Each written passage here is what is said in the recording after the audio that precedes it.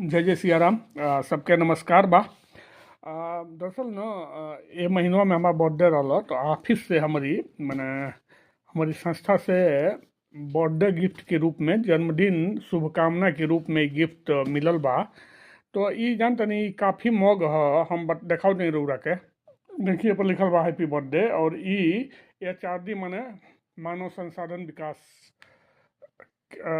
विभाग की ओर से मिलल बा। देखिए यहाँ सी डेक भी हमारी संस्था के नाम लिखल बा।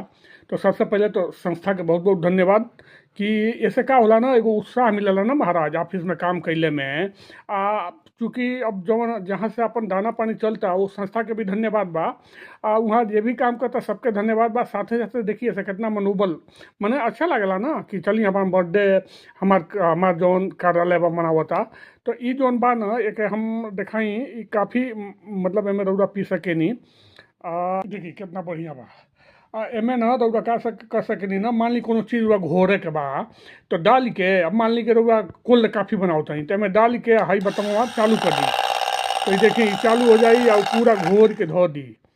तो काफ़ी बढ़िया बा। है ना 2 सेल बा में, तो 2 सेल लागी मन है नीचवा। तो तहीं धोले में तो ठीक बा ना, मतलब अब शहरी जुग जमाना बा तो पानियो बचाही के बा। तो ये काफ़ी अच्छा बा, ये बढ़िया बा ये।